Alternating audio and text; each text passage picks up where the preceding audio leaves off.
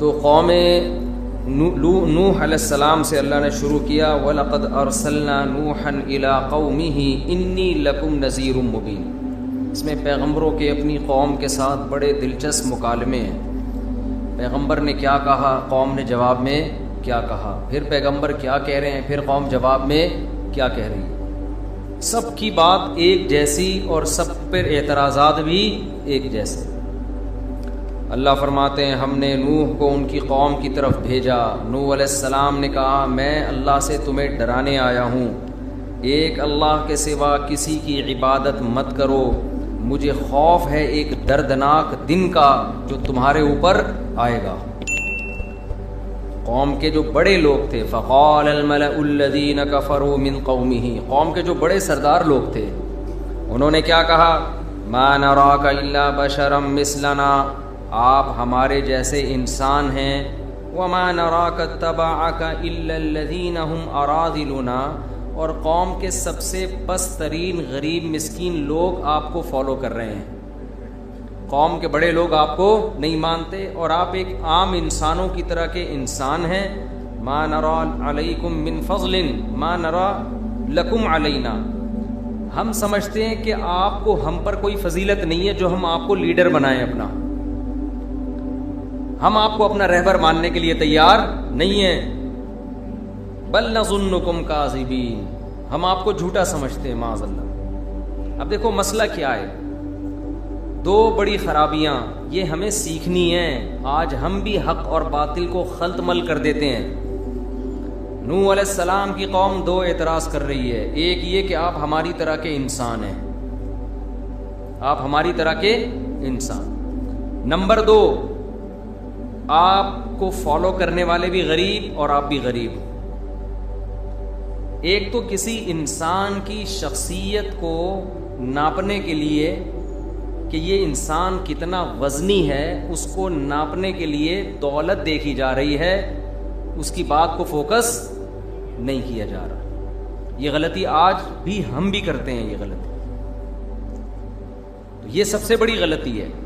دوسری بات یہ کہ ان کی دلیل کو نہیں دیکھ رہے، ان کے بشر ہونے کو دیکھ رہے ہیں۔ بات کیا کر رہے ہیں، بات وہ کر رہے ہیں کہ ان پتھروں کی عبادت مت کرو، اور جواب کیا کہہ رہے ہیں کہ آپ ہمارے لیڈر کیوں بن رہے ہو، آپ ہمارے لیڈر کیوں بن رہے ہو۔ تو یہ ضدی اور ہٹ دھرم لوگ ہوتے ہیں جو بات کو فالو نہیں کرتے بلکہ شخصیتوں میں عیب تلاش کرتے ہیں کہ وہ کام کیا کر رہا ہے، بات کیا کر رہا ہے۔ قوم نے جواب میں کہا قال یا قوم ان ارأیتم ان کنت علی بینۃ من ربی، نوح علیہ السلام نے کہا میں تمہاری طرح کا انسان ہوں، لیکن اگر میرے پاس واضح دلیل ہے اپنے برحق ہونے پر، اور اللہ نے مجھے ایک رحمت دے دی جس پر تم اندھے ہو چکے ہو، اللہ نے اپنی رحمت سے مجھے بتا دیا کہ کیا صحیح ہے کیا غلط ہے، لیکن تمہاری آنکھیں اندھی ہو گئیں، تو انلزمکموہا، تو میں ہدایت تمہارے ماتھے پہ کیسے تھوپ دوں۔ 950 سال یہی سمجھاتے رہے ہیں، میں زبردستی تمہیں سیدھا راستہ نہیں دکھا سکتا۔ اس سے ہمیں بھی یہ پتہ چلتا ہے کہ آپ بحث کریں ایک حد تک، اس کے بعد جب دیکھیں نا کہ معاملہ خراب ہونے لگا ہے تو بحث چھوڑ دیں۔ ہم کسی کو زبردستی ہدایت تھوپ نہیں سکتے کسی پر بھی۔ آج میں نے دیکھا ہے سیاسی اختلافات میں تو یہ چیزیں صبح و شام نظر آتی ہیں، اپنے والے کے ہر گناہ پہ پردہ، دوسرے والے کی ہر نیکی کو جرم۔ آپ بتاتے رہو اس نے ایسا کیا تو وہ کہتے ہیں یہ برا ہے اس لیے کہ اس نے ایسا کیا، اچھا اس نے بھی تو ایسا کیا تھا پھر وہ بھی ویسے ہی برا ہے، نہیں وہ برا نہیں ہے، اس نے اچھا کیا تھا دیکھو اس نے یہ کیا تھا تو اس نے بھی تو یہ کیا ہے، یہاں آ کے فوراً کیا ہو جائیں گے، خاموش۔ تو سیاسی سطح کی بات ہو، اپنے لیڈروں کی حمایت ہو، اپنے مذہب اپنے مسلک کی بات ہو، تو ہر آدمی ایک دوسرے کی ٹانگیں کھینچنے کی کوشش میں لگا ہوا ہے۔ تو حق کو تلاش کرنا چاہیے انسان کو۔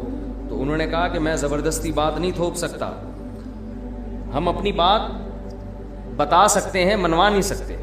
ہمارے حضرت مفتی رشید احمد صاحب رحمہ اللہ تعالیٰ نے ایک مسئلہ بیان کیا بڑا مدلل، اور کتاب میں لکھ بھی دیا۔ وہ اختلافی مسئلہ تھا، حضرت کی رائے اس میں دوسروں سے مختلف تھی۔ کوئی نہ روزانہ آ کے تنگ کرتا، یہ ایسے ہے یہ ویسے ہے۔ حضرت نے کہا کہ میں نے نا اس پہ جتنے دلائل آپ دے رہے ہیں تمام کے جوابات میں نے لکھ دیے ہیں. لکھے اسی لیے ہیں تاکہ میرا ٹائم ویسٹ نہ کرو, اس لیے تو لکھیں کہ ہمیشہ کے لیے ایک چیز ریٹن فارم میں آ جائے گی. وہ پھر آیا, نہیں جواب دیں. حضرت نے فرمایا ہمارے پاس ٹائم نہیں ہے. وہ چلا گیا کہ پھر میں نہیں مانتا. کسی نے حضرت کو کہا کہ یہ جا کے گمراہی پھیلائے گا, اس کو سمجھائیں. حضرت نے فرمایا ہم جس چیز کے مکلف ہیں وہ کام ہم نے پورا کر دیا ہے. اب ہم ڈنڈا لے کے لٹھ لے کے لوگوں کے پیچھے نہیں چل سکتے, اور ہم جاہلوں پہ اپنا ٹائم ویسٹ نہیں کر سکتے. ہدایت اصل میں کس کے ہاتھ میں ہے؟ اللہ کے ہاتھ میں. تو چھوڑ دو, زیادہ ٹینشن نہ لیا کرو مختلف چیزوں کی کہ لوگ آپ کی بات مان کیوں نہیں رہے ہیں. قرآن میں جگہ جگہ آتا ہے ان ربک یقضی بینہم, اصل فیصلہ قیامت میں اللہ کرے گا, کون صحیح تھا اور کون غلط تھا یہ آخرت میں پتہ چل جائے گا سب کو. تو آگے اللہ نے کیا فرمایا, پھر وہ قوم کیا کہنے لگی. نوح علیہ السلام نے قوم سے ایک بات کہی کہ اے میری قوم, میں اتنے عرصے سے تمہیں دعوت دے رہا ہوں, مخالفت کے سوا کچھ بھی حاصل نہیں ہو رہا, اور مجھے اس پہ کچھ مل بھی نہیں رہا ہے. سرداری مل رہی ہو, جہاں لوگ زیادہ جا رہے ہوتے ہیں نا وہاں سب وہی والی باتیں کر رہے ہوتے ہیں. اس سے اور واہ واہ ہو جاتی ہے کہ نہیں ہو جاتی؟ جیسا دیس ویسا بھیس. میں تو پوری قوم کے خلاف بات کر رہا ہوں, تو میرا تو اس میں نہ کوئی مالی فائدہ ہے, لا اسألکم علیہ مالا, اور نہ میں تم سے اس پہ پیسے مانگ رہا ہوں. تو اسی چیز کو دیکھ لو کہ یہ میرے برحق ہونے کی دلیل ہے. اور رہا یہ مسئلہ کہ یہ جو غریب غربا لوگ ہیں ان کے ساتھ بیٹھتے ہوئے تمہیں شرم آتی ہے, ان غریبوں کو میں اپنی محفل سے نکال دوں, تو دیکھو مصلحت کا تو بظاہر تقاضا یہی تھا کہ غریبوں کو نکال دیتے تاکہ قوم کے بڑے بڑے سردار آ جاتے, بات سن لیتے. لیکن اسلام آپ کو اتنی مصلحت کی اجازت دیتا ہے جتنی شریعت اجازت دیتی ہے. مصلحت کے چکر میں شرعی حدود کو توڑنے کی اجازت نہیں ہے. بعض لوگ دوسروں کو دین کے قریب کرنے کے لیے ناجائز کام کرنا شروع کر دیتے ہیں. بھائی پہلے اپنے دین کی حفاظت کرنی ہے, دوسرا آئے یا نہ آئے اس سے آپ کے بارے میں اس کے بارے میں آپ سے قیامت کے دن سوال نہیں ہوگا. تو کہاں بات, تو نوح علیہ السلام سے جب قوم نے کہا کہ ان غریبوں کو اپنی محفل سے آپ ہٹاؤ, ہم ان کے ساتھ بیٹھتے ہوئے بالکل بھی اچھے نہیں لگتے, تو نوح علیہ السلام نے کیا کہا, یا قوم من ینصرونی من اللہ ان طردتہم, بتاؤ اگر میں اپنی مجلس سے ان کو نکال دوں گا تو مجھے اللہ کے عذاب سے کون بچائے گا. اس سے پتہ چلتا ہے اللہ کی نظر میں غریبوں کی کتنی ویلیو ہے, ہماری اور آپ کی نظر میں نہیں ہے, سمجھتے ہو, لیکن اللہ کی نظر میں بہت ویلیو ہے. افلا تذکرون ولا اقول لکم عندی خزائن اللہ, پھر وہ کہتے تھے آپ ہماری طرح کے انسان ہیں. تو نوح علیہ السلام نے یہ نہیں کہا نہیں میں تمہیں ایک ایسا شعبدہ دکھاتا ہوں, ایسا معجزہ دکھاتا ہوں جس سے تمہیں لگے گا کہ میں تمہاری طرح کا انسان نہیں ہوں, میں کچھ الگ ہی, جیسے روحانی ٹوپی ڈرامے کر رہے ہوتے ہیں نا آج کل. نہیں بھائی ہمارے حضرت تو بہت پہنچے ہوئے ہیں, اس دن سر پہ ہاتھ رکھا بال نکل آئے, حضرت نے بٹوے میں بتا دیا کتنے پیسے پڑے ہوئے ہیں. پیغمبروں نے کبھی اس قسم کے دعوے نہیں کیے. نوح علیہ السلام نے کہا لا اقول لکم عندی خزائن اللہ, میں نہیں کہتا میرے پاس اللہ کے خزانے, میں تو غریب مسکین ہوں. ولا عالم الغیب, نہ میں غیب کی خبریں جانتا ہوں کہ مجھ سے پوچھو کل کیا ہوگا. پیغمبر کہہ رہے ہیں ہم نہیں جانتے, اور روحانی ٹوپی ڈرامے کیا کہتے ہیں, کل یہ ہو جائے گا, کل آپ کی شادی ہو جائے گی, کل فلانا ہو جائے گا, کل آپ کا بزنس بڑھ جائے گا, کل ڈرامے باز وہ پیش گوئیاں کی ہیں, پی ٹی آئی کی حکومت دوبارہ آئے گی یا نہیں آئے گی, فلان وہ پھینکتے رہتے ہیں بیٹھ کے, تو ان کو کچھ بھی پتہ نہیں ہوتا. تو پیغمبر کہہ رہے ہیں لا عالم الغیب, اچھا بڑے ہوشیار ہوتے ہیں ڈرامے باز نا عامل, یہ کیا کہتے ہیں غیب کا علم اللہ کے سوا کوئی نہیں جانتا, بس ہم تو اس علم کی وجہ سے بتا رہے ہیں جو اللہ نے ہمیں ٹوٹا پھوٹا دیا ہوا ہے. تو یہ غیبی کو تو بتا رہے ہو کل کیا ہوگا, اور کیا ہے, تو یہ ڈرامے باز ہوتے ہیں. ولا اقول لکم ولا اقول انی ملک, نہ میں غیب کا علم جانتا ہوں, اور نوح علیہ السلام نے کہا نہ میں یہ کہتا ہوں کہ میں فرشتہ ہوں, یہ بھی میں نہیں کہتا, میں تمہاری طرح کا انسان ہوں. اور آگے نوح علیہ السلام نے بڑی خاندانی بات کی کہ تم جو یہ کہہ رہے ہو نا کہ ان غریبوں کو اپنی محفل سے نکال دیں, یہ آپ کے ساتھ جب ہوتے ہیں تو ہم پھر آپ کے ساتھ اچھے نہیں لگتے, تو نکالنا تو دور کی بات, میں یہ بھی دعویٰ نہیں کہہ سکتا کہ تم ان سے افضل ہو, یہ بھی میں اپنی زبان سے تم ان کو کہہ رہے ہو پست لوگ ہیں، تو میرے منہ سے تم یہ لفظ نکلوا لو کہ واقعی یہ کمتر لوگ ہیں، یہ بھی میں زبان سے نہیں کہہ سکتا. سمجھ میں آ رہی ہے بات کہ نہیں آ رہی ہے غریبوں؟ نہیں آ رہی سمجھ. وَلَا قُولُوا لِلَّذِينَ تَزْدَرِي أَعْيُنُكُمْ لَن يُؤْتِيَهُمُ اللَّهُ خَيْرًا. جو تمہاری آنکھوں میں رسوا سمجھے جاتے ہیں، کمتر سمجھے جاتے ہیں، میں کبھی نہیں کہتا کہ اللہ ان کو خیر نہیں دے گا. ہو سکتا ہے قیامت کے دن یہ تم سے آگے ہوں. اللہ اعلم بما فی انفسہم، ان کے دلوں میں کیا ہے وہ اللہ جانتا ہے. یہ اصل میں یہ بھی الزام کا جواب ہے. الزام یہ کہ اصل میں غریب لوگ تھے تو ان کو تو کوئی پروٹوکول دینے والا تھا نہیں، تو آپ نے عزت دے دی. جیسے تبلیغ میں کوئی غریب جائے تو کیسے تبلیغ والے ٹانگیں دبا رہے ہوتے ہیں نا، اس کے گھٹنے دبا رہے ہوتے ہیں، ٹانگیں دبا رہے ہوتے ہیں. وہ غریب کہتا ہے یار گھر میں تو آج تک کسی نے یہ عزت نہیں دی، تو چلو 4 مہینے کے لیے تشکیل کرا لو. ہوتا ہے کہ نہیں ہوتا؟ بعض دفعہ ایسا ہوتا بھی ہے. تبلیغ والے اتنی پروٹوکول دے رہے ہوتے ہیں نا ہر آدمی کو. تو ایک بچہ ہے، ایک لڑکا ہے، ایک غریب ہے، ایک رکشے والا ہے، اس کو کبھی یہ عزت معاشرے میں ملی نہیں ہوتی. تبلیغ میں نکل رہا ہوتا ہے تو میں نے دیکھا ہے بریگیڈیئر کرنل لیول کے لوگ ایک رکشے والے کو عزت دے رہے. یہ اللہ کی قسم اپنی آنکھوں سے ہم نے دیکھا ہے دین کی خاطر. پچھلی دفعہ میں اجتماع میں گیا، کراچی کے کروڑ پتی تاجر، کروڑ پتی کا لفظ بھی شاید کم ہوگا، ارب پتی ہوں گے شاید، دیگ پہ بیٹھے ہوئے بریانی بانٹ رہے ہیں. صحیح ہے نا؟ کھانے والے زیادہ تر کون ہیں؟ غریب. کوئی بھی نہیں کہہ سکتا یہ اتنا بڑا تاجر ہے. ایسا لگتا ہے دیگ پہ کسی کو کرائے پہ لا کے بٹھایا. اور ہم تو دیگ کے ڈھکن کے مزے لے رہے تھے وہاں بیٹھ کے نا. دیگ کا جب ڈھکن ہٹتا ہے نا بریانی کا اور ڈڑنگ کر کے آواز آتی ہے، اس کا مزہ وہی جانتا ہے جس نے دیگوں کی بریانی وہاں بیٹھ کے کھائی ہو. خیر، تو میں سمجھا، میں نے کہا یہ پتہ نہیں کوئی بندہ پکوان سینٹر سے بلوایا ہوگا انہوں نے، وہ خود ہی پکا رہا ہے، وہ خود ہی اجتماع میں کھلا رہا ہے لوگوں کو، صرف اکرام کے لیے کہ لوگ دین پہ آ جائیں. تو یہ ہم نے تبلیغی جماعت میں دیکھا ہے، بریگیڈیئر کرنل لیول کے لوگ وہ رکشے ٹیکسی والوں کے پاؤں دبا رہے ہوتے ہیں، ان کو عزت دے رہے ہوتے ہیں، پروٹوکول دے رہے ہوتے ہیں کہ اللہ کے راستے میں وقت لگ. ان کی نظر میں کوئی فرق نہیں ہوتا کہ رکشے والے کو دین پر لے کر آئیں. ورنہ جو تکبر والا آدمی وہ کہتا ہے ان کو چھوڑو یار، ان کو کیا تبلیغ، 2-4 دن پر آ گئے تو اس سے کیا ہوگا.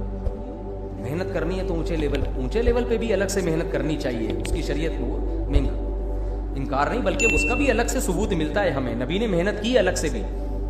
لیکن یہ کہنا کہ غریب کو نظر انداز کر دو، نا نا نا نا. ایک آدمی بھی آپ کی دعوت پر دین پر آ گیا، چاہے امیر ہو یا غریب، خیر لک من حمر النعم، نبی نے فرمایا سرخ اونٹوں سے بہتر. تو اب تبلیغ میں آپ نے دیکھا بڑا بریگیڈیئر کرنل ہے اور جناب رکشے والے کے پاؤں دبا رہا ہے. رکشے والے نے بولا یار ایسا پروٹوکول تو ہمیں زندگی میں کبھی نہیں ملا. چلو وہی سیر روزے کے لیے نکل گیا، پھر وہاں سے چلے کے لیے، پھر 4 مہینے کے لیے. اب کوئی شخص یہ تانا دے سکتا ہے کہ ابے بھائی اس کو تو ویسے بھی کہیں عزت مل نہیں رہی تھی، یہاں جب اس نے دیکھا کہ اتنے اونچے لیول کے لوگ پروٹوکول دے رہے ہیں تو یہ اس چکر میں دین پہ آیا ہے، ورنہ اس پہ دین پہ آنے کا کوئی پروگرام نہیں تھا. تو یہ تانا دیا جا سکتا ہے نا.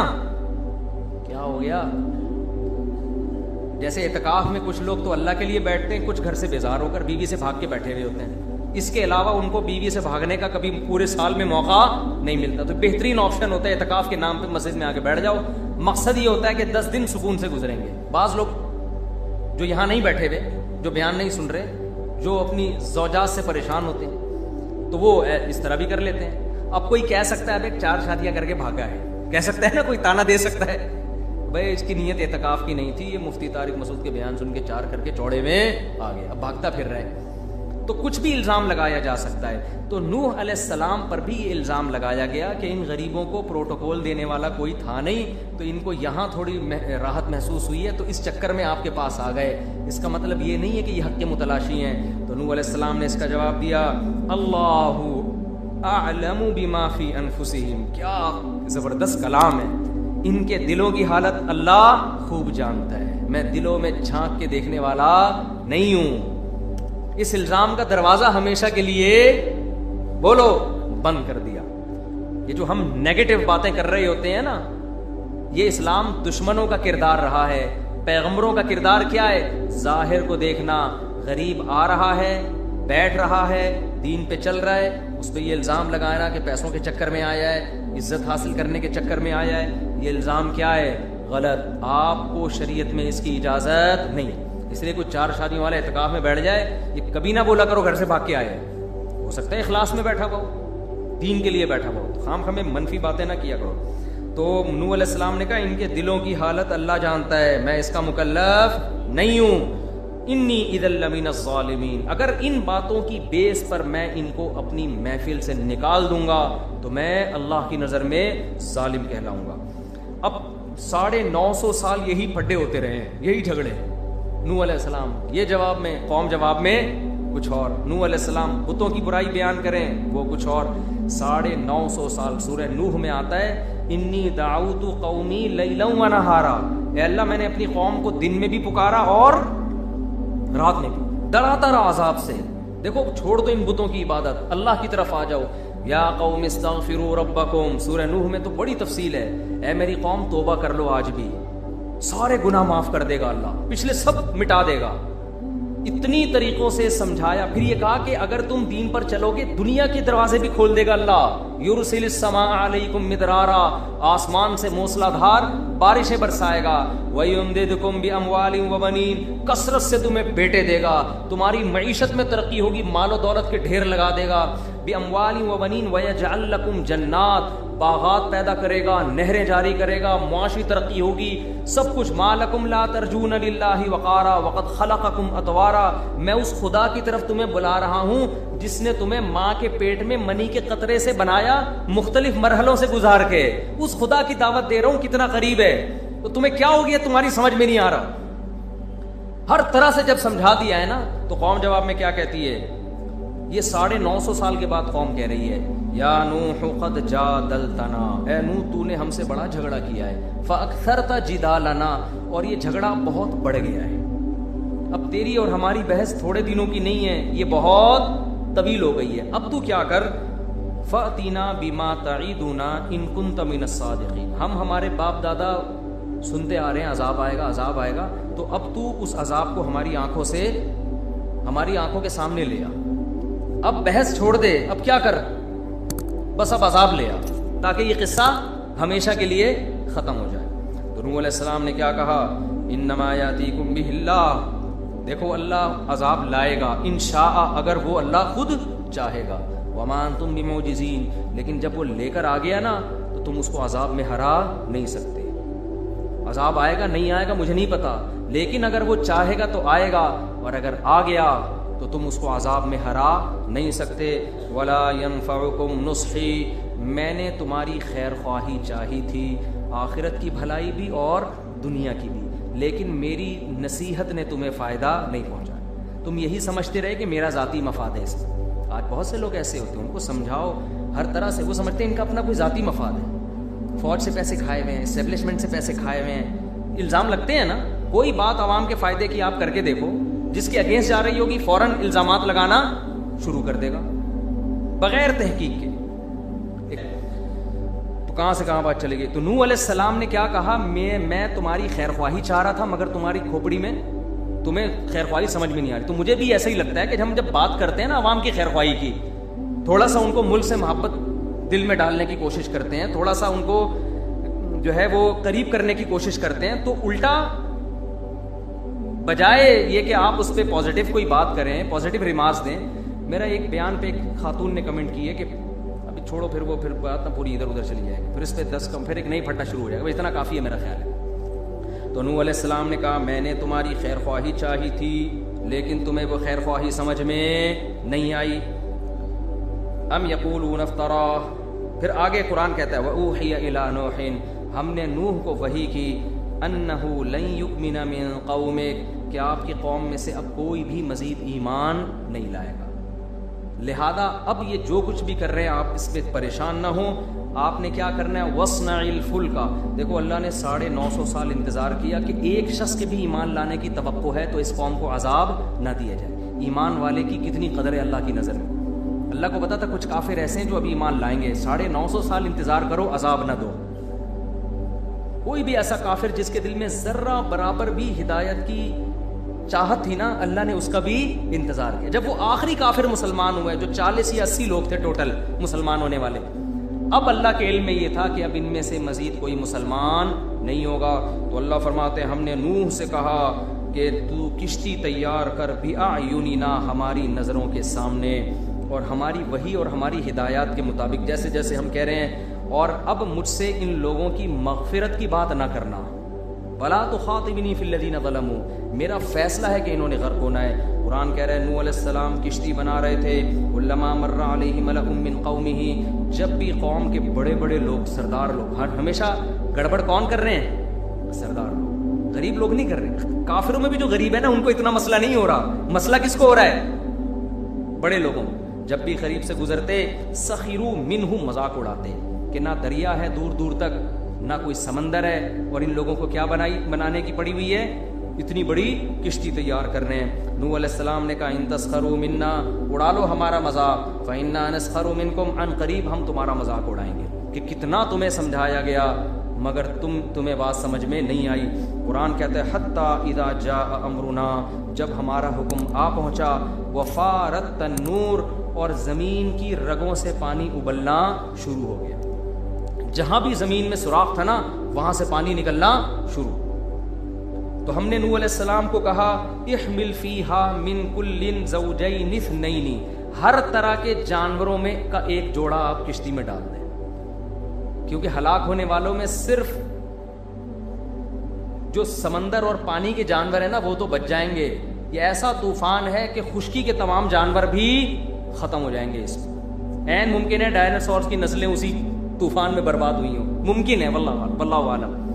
تو تمام جانوروں میں سے آپ نے ایک ایک جوڑا کشتی میں سوار کر لیں, اور پھر اہلکا, اور اپنے رشتہ داروں کو بھی جو ایمان لا چکے ہیں ان کو بھی. وقال ارکبوا فیہا, سب کشتی میں بیٹھ گئے. اللہ نے فرمایا اس میں بیٹھ جاؤ اور دعا پڑھو, بسم اللہ مجریہا و مرساہا, اللہ کے نام سے اس کا چلنا ہے اور اللہ کے نام سے اس کا رکنا ہے. ان ربی لغفور الرحیم, بے شک میرا رب مغفرت کرنے والا, رحم کرنے والا ہے. قرآن کہہ رہا ہے وہی تجری بہم فی موج کالجبال, آسمان سے ایسا پانی برسا, دوسرے مقام پر آتا ہے پانی انڈیلنا شروع کیا, اتنی بارش, اور زمین کی رگوں سے ایسا پانی ابلنا شروع کہ قرآن کہہ رہا ہے تھوڑی دیر میں منظر کیا ہے, تجری بہم فی موج کالجبال, پہاڑ کی طرح موجوں میں کشتی تیر رہی ہے. اور کیا ہے, ونادا نوح ابنہ, حضرت نوح علیہ السلام نے اپنے بیٹے کو دیکھا کہ پہاڑ کے کنارے پہ کھڑا ہوا ہے. تو نوح علیہ السلام نے اس سے کہا ارکم معنا, اب بھی وقت ہے میرے ساتھ سوار ہو جا اور کافروں کے ساتھ نہ ہو. قال سآوی الی جبل, نوح علیہ السلام کا بیٹا کہتا ہے میں عن قریب ایک پہاڑ پہ چڑھ جاؤں گا, یعصمنی من الماء, جو مجھے پانی سے بچا لے. آج بھی ہمیں ایسے بدبخت نظر آتے ہیں, دلائل کے انبار لگا دیں, وہ تعویلات کا دروازہ ان کا بند نہیں ہوتا. تو وہ بھی کہہ رہا ہے بھائی ٹھیک ہے, نیچرل ہے, بارش بھی ہوتی ہے, طوفان بھی ہوتے ہیں. ہم پہلے سمجھ رہے تھے آپ مذاق کر رہے ہیں, لیکن یہ کہ یہ تو حقیقت میں ہے, تو کوئی مسئلہ نہیں, پہاڑ پر تک تھوڑی پہنچے گا پانی. تو نوح علیہ السلام نے کیا کہا, لا عاصم اليوم من امر اللہ, اللہ کے حکم سے آج کوئی کسی کو نہیں بچا سکتا سوائے وہ جس پر اللہ رحم کرے. قرآن کہہ رہا ہے ابھی نوح علیہ السلام کا اپنے بیٹے کے ساتھ یہ مکالمہ ہو رہا ہے, اسی دوران ایک بڑی لہر آئی, فکان من المغرقین, اور نوح علیہ السلام کے بیٹے کو ان کی آنکھوں کے سامنے غرق کر دیا. قرآن کہتا ہے وقیل یا ارض ابلعی ماءکی, ہم نے کہا اے زمین پانی کو نگل جا. یہ بلاغت ہے قرآن کی. جب سب ہلاک ہو گئے نا تو اللہ کہتا ہے ہم نے زمین کو حکم دیا پانی کو نگلنا شروع کر, جذب کرنے کا حکم نہیں دیا, اس لیے کہ اتنا پانی تھا جذب ہوتے ہوتے پتہ نہیں کتنے سال لگ جاتے, زمین رہنے کے قابل نہیں بچتی. ہم نے کہا ابلعی, نگل, اس کو گھونٹ بھر بھر کے پانی خشک کرنا شروع کر. ویا سماء اقلعی, اور اے آسمان اس پانی کو اکھاڑ دے. یعنی گویا اتنا پانی آسمان سے برس رہا تھا جیسے آسمان سے کوئی چیز چپک گئی ہو. تو اللہ نے کہا آسمان تو پانی کو اکھاڑ دے. وغیض الماء وقضی الامر, اور پانی خشک کر دیا گیا اور جو فیصلہ تھا وہ کر دیا گیا. واستوت علی الجودی, اور جودی پہاڑ پر نوح علیہ السلام کی کشتی آ کے رک گئی. وقیل بعدا للقوم الظالمین, اور کہا گیا کہ لعنت ہو ان لوگوں پر جو ظالم تھے. پھر کیا ہوا ہے, نوح علیہ السلام نے اللہ کو پکارا, ہے اللہ تیرا وعدہ تھا تو میرے اہل کو بچائے گا, میرا بیٹا بھی میرے اہل میں تھا. اللہ نے آپ کو سخت تنبیہ کی کہ اے نوح آپ کا بیٹا آپ کے اہل میں سے نہیں ہے, اس لیے کہ وہ برے عمل کرتا تھا. قال, پھر نوح علیہ السلام نے اللہ سے توبہ کی کہ میں نے تیرے سے یہ سوال کیا, میں اس پہ استغفار کرتا ہوں. قیل یا نوح اہبط بسلام, قرآن کہتے ہیں ہم نے نوح سے کہا کہ اب سلامتی کے ساتھ زمین پہ اتر جا. پوری زمین پر کوئی اللہ کا انکار کرنے والا بولو نہیں. یہ جو طوفان آیا تھا نا، اس میں زمین پہ کوئی متنفس بھی زندہ نہیں بچا تھا. تو سارے، یہ ایک دفعہ نوح علیہ السلام کے دور میں ہوا ہے کہ جتنے لوگ زمین پہ تھے سارے مسلمان نیک، اور ایک دفعہ یہ حضرت عیسیٰ ابن مریم کے آنے کے بعد ہوگا کہ پوری روئے زمین پر کوئی بھی ایسا نہیں ہوگا جو اللہ کا انکار کرنے والا ہو. تو یہ 2 دفعہ ہوگا. ایک نوح علیہ، لیکن اس وقت آبادی کم تھی. حضرت عیسیٰ علیہ السلام کے زمانے میں آبادی اپنے عروج پہ پہنچ چکی ہوگی. تو نوح علیہ السلام سے ہم نے کہا اہبط بسلام، سلامتی کے ساتھ اتر جا، وبرکات علیکا، سلامتی اور برکتیں، اور جو لوگ آپ کے ساتھ ہیں ان پر بھی اللہ کی برکتیں. اور پھر اللہ نے پیش گوئی کی، خبر دے دی وَأُمَمٌ سَنُمَتِّعُهُمْ، اب تیری اولاد کو میں نوازوں گا، دنیا اور آخرت کی نعمتیں دوں گا. ثم يمسهم منا عذاب علیم، لیکن ایک وقت آئے گا کہ ان کو پھر دوبارہ دردناک عذاب ہوگا.